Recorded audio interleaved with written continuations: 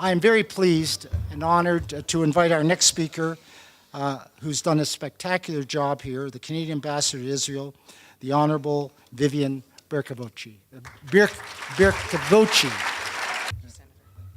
Thank you, Senator. Thank you, Mr. Mayor, and thank you to all of you for being here tonight. It's a fabulous room and great, great energy. I don't have to tell you people, most of whom I expect live here day to day. She's always watching. Vote for me, Medina. I don't have to tell you how challenging these times are. We never know what's around the corner. We really are, as much as the mayor indicates, carrying on and showing the strength that we all have, living very much in the moment. And it is a real honor to represent my great country where I was born, where I've lived all my life, Canada. Yay, Canada! At such a critical time, and to be here to foster and nurture the important relationship that exists between Canada and Israel on every level. It's been said many times that when the going gets rough, you know who your real friends are, and I think that Canada has certainly demonstrated that Canada stands with Israel, as our Prime Minister said in January in the Knesset, through fire and water, and we are here. And you know, I very, very rarely, in fact, I never, ever bring the personal into such events as this, but I think it's appropriate tonight, following on the comments about the airport, which we all watched with great concern. My daughter is flying in tonight on Air Canada. And she's coming to join me to go to school and to live here, and she cannot wait to hit the ground.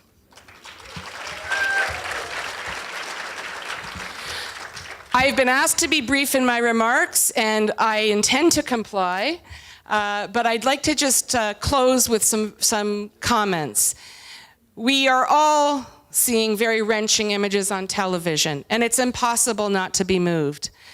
However, I think it's also important to remember that these situations are very, very complex, and everyone in this room understands that. And we hope that the discussion will broaden and to address some of the very disturbing issues and issues that are perhaps not being discussed as fully as they might be. We Canadians, we may be quiet, we may be polite, but we are looked upon now. I can tell you I encounter this every day in the work that I do. We are looked upon as leaders in foreign policy. We are looked upon as a country that will stand up with strong words, moral clarity, and speak out for what's right, not for what's in vogue.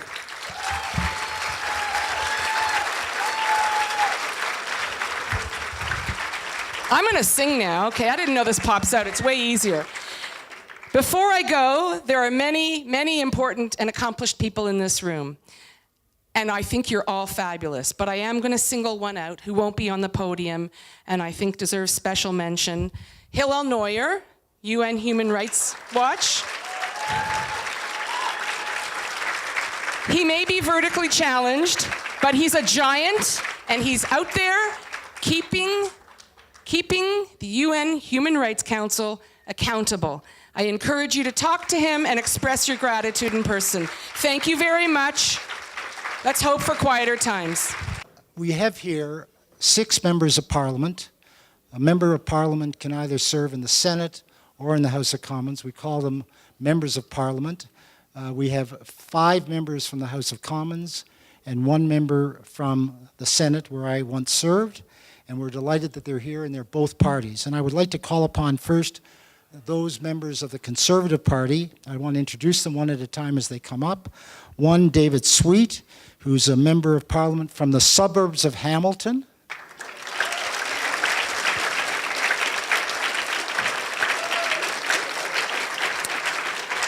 Ted Opitz, who is the member of Parliament from Etobicoke, our great city. And last but not least, Randy Hallback. Randy, where are you? Randy is a member of Prince Albert in Saskatchewan. It was just a bit of a historic note. The first time I came to Israel was to accompany the Honorable John Diefenbaker, who also served in that seat. And we came here through JNF's auspices to plant a forest for Mr. Diefenbaker.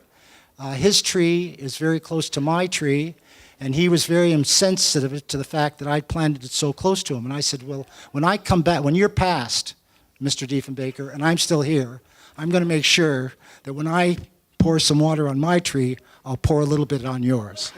So I'd like to ask my good friend, Mr. Sweet, to speak on behalf of the Conservative Party. Thank you very much, Senator. It's great to be here with my colleagues, Ted Opitz and Randy Hallback. I also represent the Canada-Israel Interparliamentary Group. And it's an honor for us to be here amongst people Israelis, who have the same values that we do: freedom, democracy, human rights, and the rule of law. And I want to begin my comments, because we've been asked many questions today from the media, by saying that we are deeply troubled always with any injury or loss of life to those who are innocent civilians, no matter who they may be.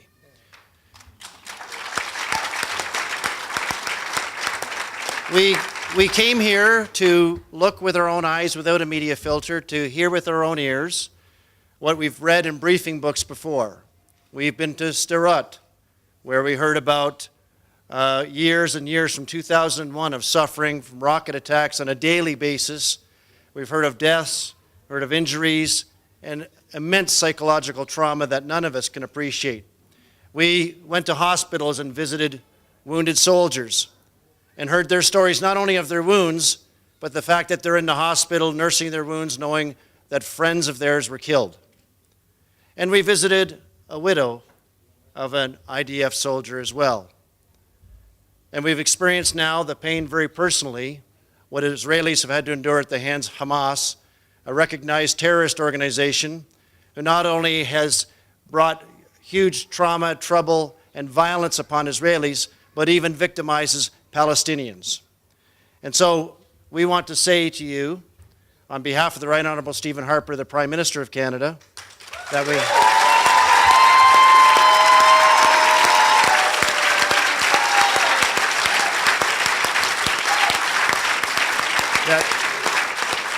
that in these troubled times,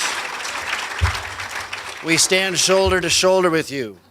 And I will repeat his words, that Israel, as a democratic state, has the right to defend herself. And so again, we're happy to be here with you. Shalom, Michael, Lachael. May you go from strength to strength. God bless you, God bless Israel, and God bless Canada.